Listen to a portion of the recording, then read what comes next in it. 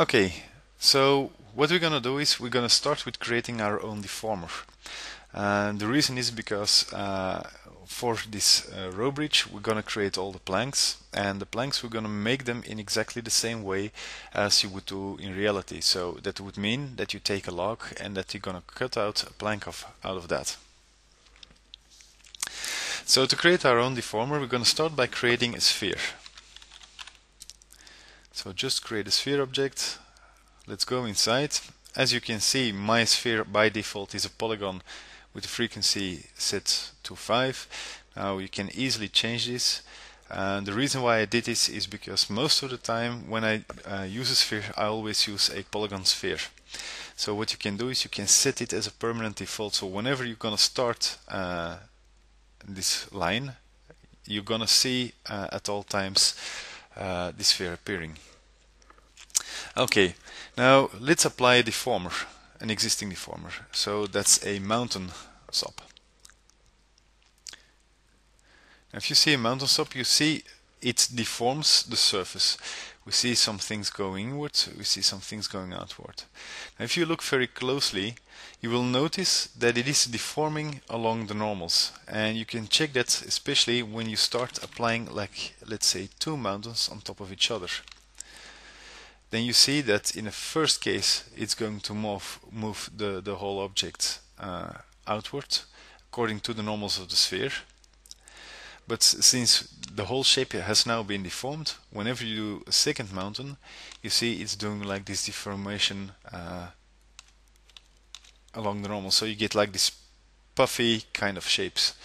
So if I'm going to increase this, let's say to a value of 30, we're gonna have like enough subdivision to see the results of that. So you get some kind of a mushroom-like blubbery blob kind of thing.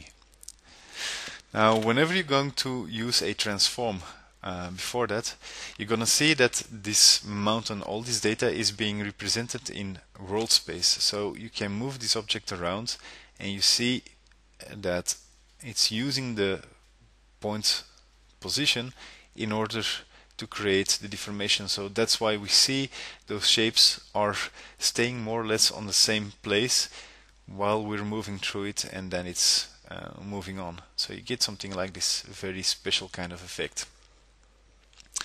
Okay, let me drop this back to a lower value, and I'm going to remove this. So we see again this simple shape. Now how is this being created? Well, this has been compiled right now, but as you can see over here, it's a vex function. Now what we're gonna do is we're gonna create our own deformer, and so we're gonna create our own vex function. Now there's a textual version of this, but there's also a node-based version of this. So what we're gonna do is we're gonna use the node-based version, which is called a VOP-SOP. So whenever you connect it over here, you connect this whole thing to a node, which is a different kind of paradigm, much like you have over here the sphere, which is a different kind of paradigm as well. So if you double click this, you will see we go inside of this VOP-SOP. Okay, so we're right now within the VOP-SOP. What do we see? We see 2 nodes by default. First node that you see on your left side is the global inputs. These are always placed by default, and these represent all the traditional attributes that you could use for all the points. Right over here with the outputs. Now how can you look at this? These global inputs are representing all the data coming in through the first input port. We've also got the outputs, and the outputs is the data coming out of here. Now what does a VOP-SOP do? It is a tool that allows you to make changes to each of the points individually. So you could see this as some kind of for loop which goes over each one of the points and does something with its attributes. Now the system is much faster than using a traditional for loop. In fact, it's as fast as creating something in C++. So it's extremely efficient, and so whenever you can do something within this vex language, you should do that because it's going to be extremely fast. So what do we have over here? If you look closely, we see like all these outputs, and they also have all kinds of different colors. Now these colors are representing the type, what it is. So if you have your mouse cursor floating over it, you see first the attribute full name, point position, then the attribute actual name that you can use, for example, in an expression, capital letter P, and then the type, what it is, a vector. So all the bright greens means those are vectors. Now we have like a dark green over here, point W coordinate, PW, and that is a float value. What else do we see over here? Again, we see a vector value, again a float value, and over here we see an integer value. So for example, the total number of points is an integer value, or the point number itself is an integer value. So let's see if we can write some of those attributes. What is also important to know is that whenever you're going to make a connection to such an attribute, you have to make it of the right type.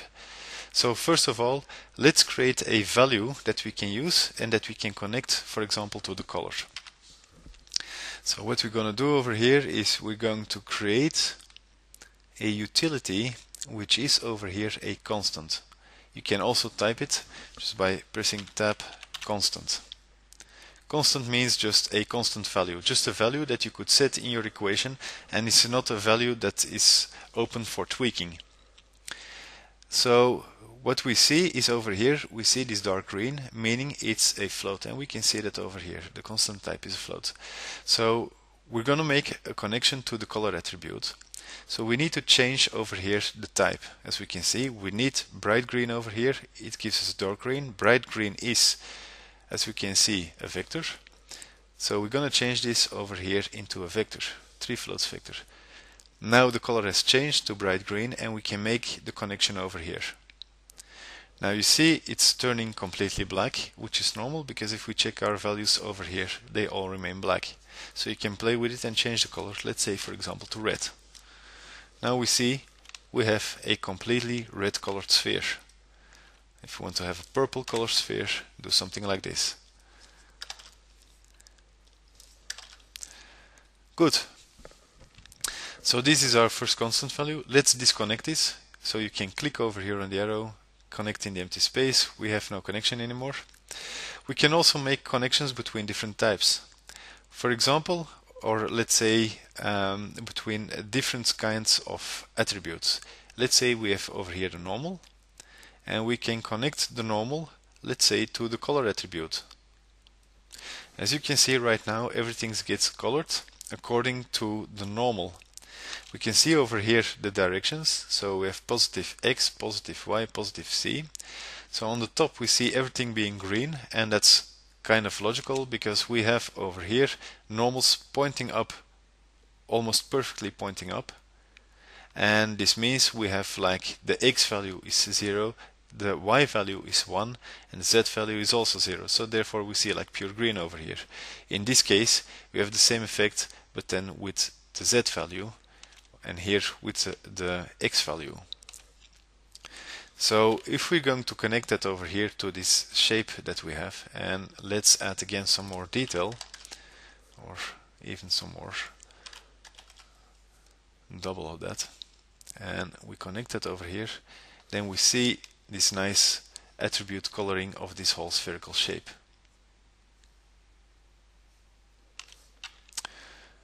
Okay, what else can you do? You can make, for example, let's go up over here, going to lower the value again, that we can see it more clearly. What else can you do? You can, for example, connect over here the point position to, let's say, the color attribute. It's going to give something which looks a little bit the same, and that has mostly to do with the positioning of the whole sphere. Now, if you start moving around the sphere, you're going to see that we have like totally different kinds of colorings over here. So it's updating in real time depending on the position that we are.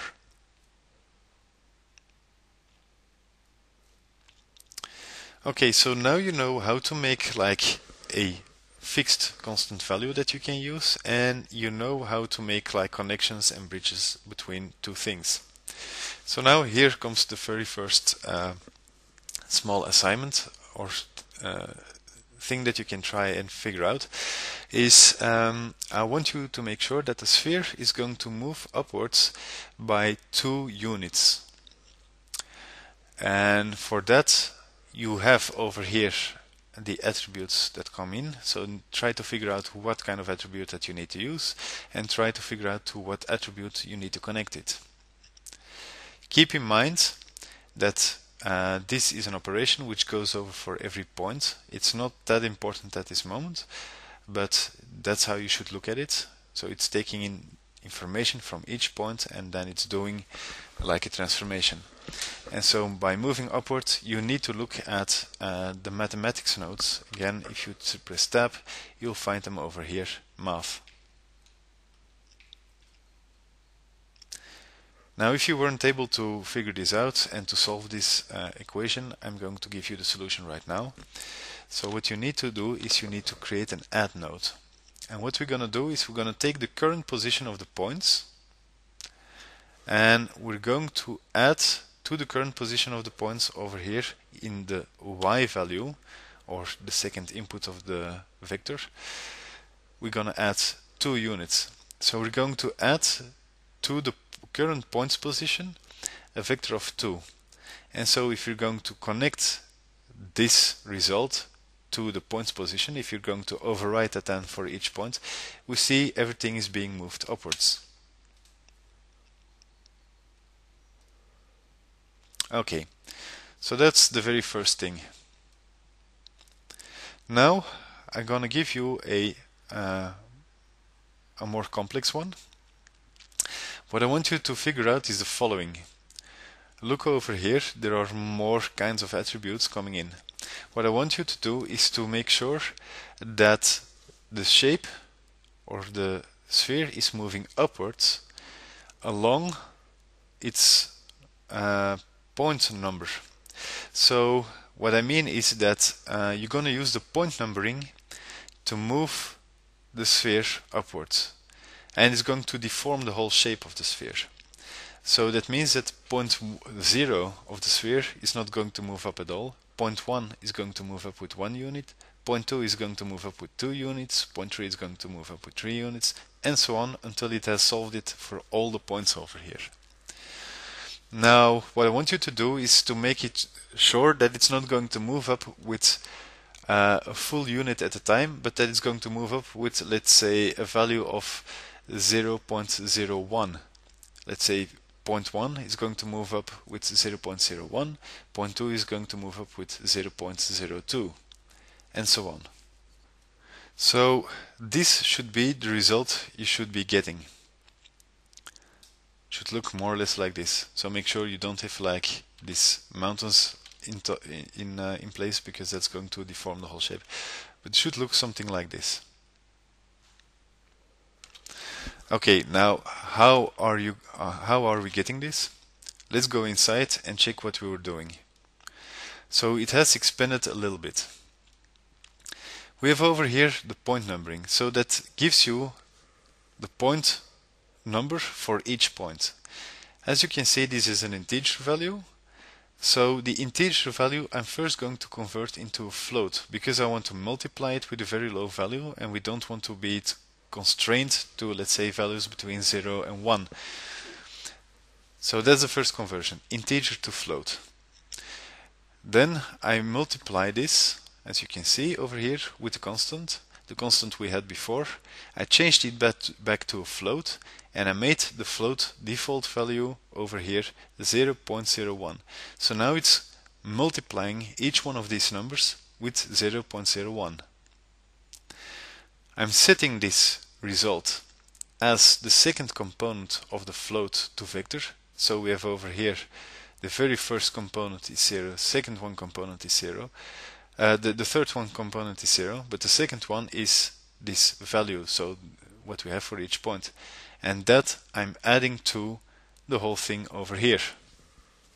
And so this gives you that result that we're looking at right now.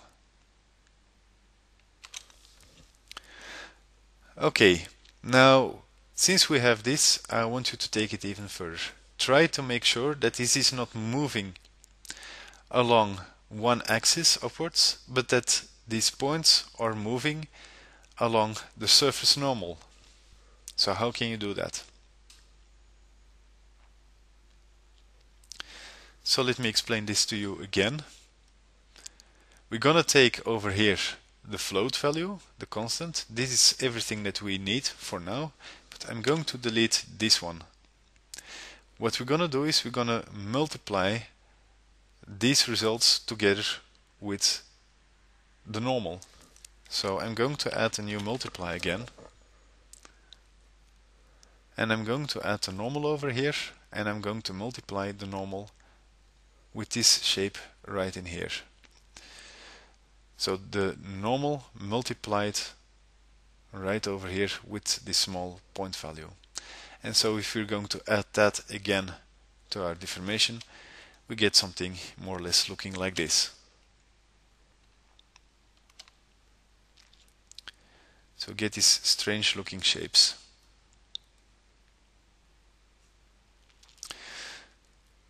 Okay, now we have two multiplies over here. This is something we could solve by dealing with one multiply. Now, what is important is the way how you're going to use this.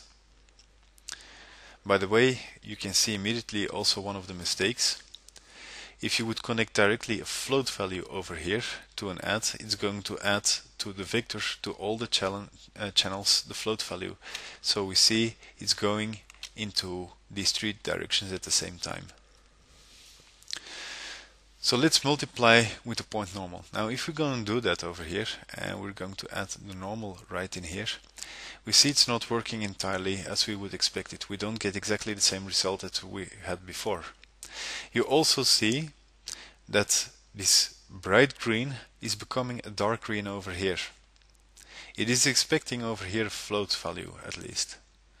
Now why is this happening? Let me tell you the following. If we see over here, let's say a float value, and you want to multiply it, let's say with a vector, with what or with which of those elements are you going to multiply it with? So this float, are you going to multiply it with the first one, the second one, or the third one? And that's not really clear. This is something you can only solve when you're having the vector value on top. So let me draw this again. If you have like a vector on top and you have a float value over here, then it's easy. Then you can multiply the first element of the vector with that float. You can multiply the second element of the vector with the float, and you can multiply the third element of that vector with a float. So that's going to work. So what you need to do is you need to make sure that you change the ordering over here. So let's connect the point normal to the first input, and then we're going to connect over here the into float, and we're going to connect the constant over here as well. So now we're doing like a multiplication of all these three elements, but also make sure that the vector or the biggest element is always on top, and then you have like the smaller elements underneath. And so like that you get exactly the same result, only using one multiply node. Alright, so now you've seen a little bit on how you can deform this whole shape using point numbering. So what you can do as well is, instead of using point numbering the way it is being set up standard with this shape, you can use, for example, a sort node, and with the sort node you can just start to adjust the point numbers or the point number order. So let's say that we're going to order it by proximity to point. And as you can see, this gives you this kind of result. So whenever you're going to move this point over here, we see this result happening. So the higher the point number, the more deformation you're going to see over here. So you can move it upward and so on. So that was for the point numbering. That was also showing you a little bit how you can make like connections over here, how you can do like small multiplications, and how you can use, for example, the point numbering to have like a different kind of behavior for each point, as we can see over here. Okay, let's delete everything we have inside. And so what we're going to do right now is we're going to create our own deformer. Now the problem with this mountain sop is that it deforms in all directions of the normals. We don't want to have that for our log. So if we go inside, let's create over here our deformer. So what you need over here is a pattern. If you look right here in the patterns, you see all kinds of things that you can use. These are like texture kind of patterns. You have like oscillations, rainbow colors, rings, ramps, all things that you can use and combine in order to create like procedural textures, etc. But you can also use it to deform. So right here we have like a turbulent noise. Now a turbulent noise is something that you can compare, for example, with a random expression. So it also takes in a seed to control its noise randomness. Now what is being used to create that seed? That's in fact the position. We see over here the position input. So what you can do right here is we can use the point position over here to set the seeding of our random noise. This will give you a noise pattern. Now you see over here this noise pattern is by default over here a float one. You see it over here, the signature is a 1D noise. So we're going to change it into a 3D noise, and this changes it into a vector again. So you need to make sure that this noise is going to be applied on all these things over here, on all these points. So how are you going to do that? Exactly the same way as we did before. You're going to use a mathematical function. You create an add node, and you're going to add to the point position the noise position, and that's something you're going to connect over here. So let's have a look. Let's check over here with the result, and we see over here we have our own deformation.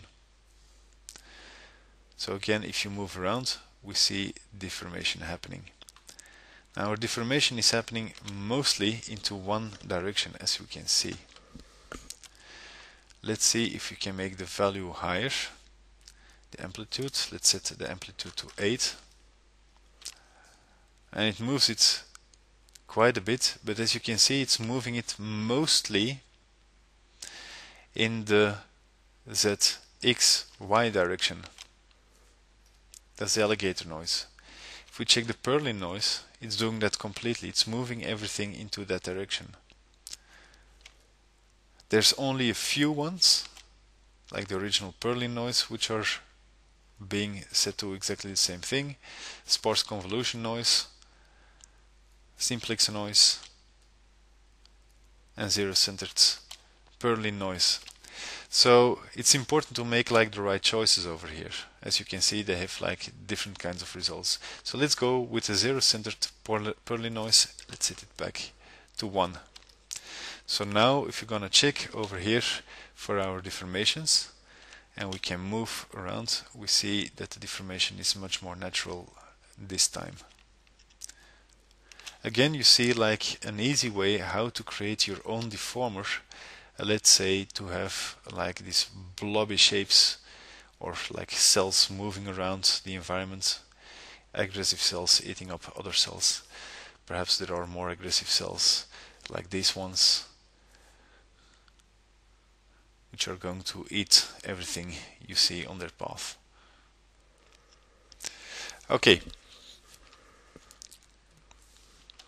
so this is exactly what we need.